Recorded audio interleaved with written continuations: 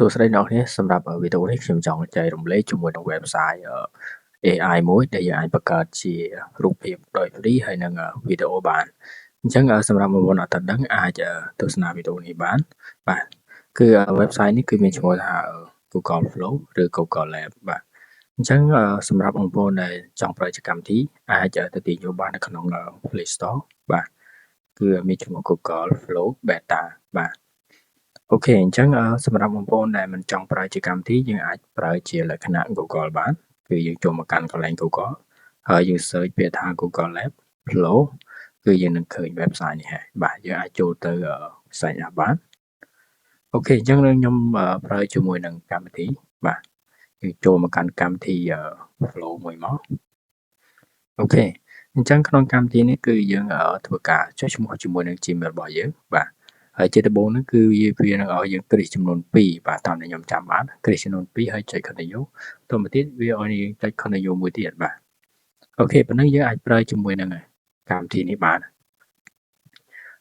សម្រាប់Gmail របស់យើងបាទយើងចូលកន្លែងនេះមកហើយយើងឃើញចំនួននឹង50 credit សម្រាប់បង្កើតវីដេអូក្នុងរយៈពេល1ថ្ងៃជា account free អ្នកគ្នាអញ្ចឹងយើងចង់ upgrade ក៏បានដែរបាទហើយយើងចង់បានប្រមាណ credit គឺបងប្អូនអាចបង់លុយទៅតាមហ្នឹងទៅបើសិនតែបងប្អូនប្រើ free គឺវា free ជាង50 credit ហ្នឹងហើយបាទអូខេអញ្ចឹងសម្រាប់50 credit នេះយើងអាចចូលទៅបង្កើតវីដេអូបានណាហើយបង្កើតរូបភាពគឺយើងអត់អស់ credit ទេហើយចូលមកកាន់កន្លែង new project នេះមកបាទកន្លែង new មកអូខេយើងចូលទៅកំណត់អញ្ចឹងកន្លែងនេះគឺគេឲ្យយើងទៅ save prompt ដើម្បីបង្កើតជារូបភាពអញ្ចឹងបងប្អូនមាន prompt គឺយើងអាចយកមកបង្កើតបានបាទហើយកន្លែងកំណត់រូបភាពបដិឬបញ្ឈរអ្នកនរចូលមកកាន់កន្លែងនេះអញ្ចឹងកន្លែងនេះគឺវីដេអូបាទខាងនេះគឺរូបភាពសម្រាប់រូបភាពគឺយើងមានចំនួន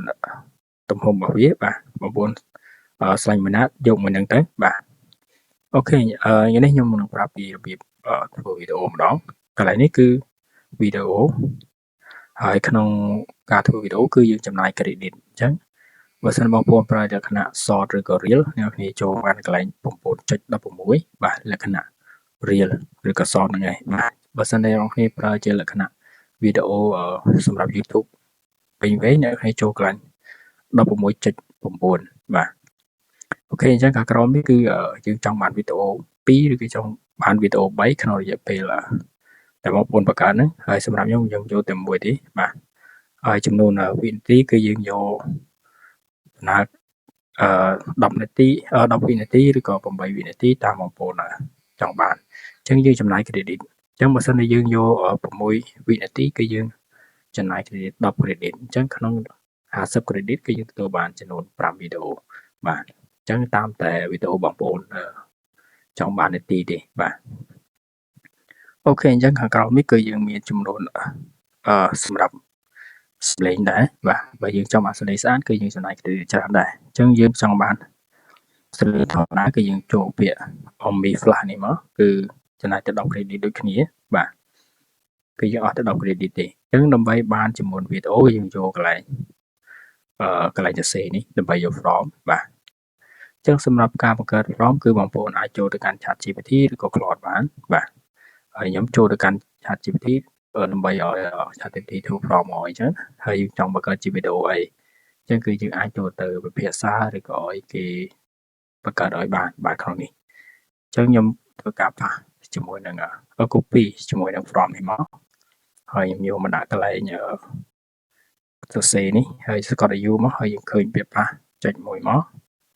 ហើយយើងបានកំណត់ចំនួននឹងវីដេអូរបស់យើងហើយបាទហើយខ្ញុំចង់បានផ្លេច6វិនាទីបាទអូខេសម្រាប់តាមនេះយើងចុចពាក្យបញ្ជូនទៅសម្រាប់ from នេះបើសិនជា from វែងពេកគឺយើងអត់អាចបង្កើតវីដេអូបានដែរហើយយើងសំខាន់ត្រូវបង្កើត from ត្រូវដាក់ឈ្មោះប្រាប់អំពីwebsite generate របស់យើងផងថាយើងបង្កើតជាមួយនឹង website គេស្រួលនឹងគេធ្វើ from ឲ្យត្រូវតែម្ដងកុំឲ្យវា error ណាអូខេអញ្ចឹងចាំបន្តិចទៅបាទវីដេអូយើងកំពុងតែដំណើរការ generate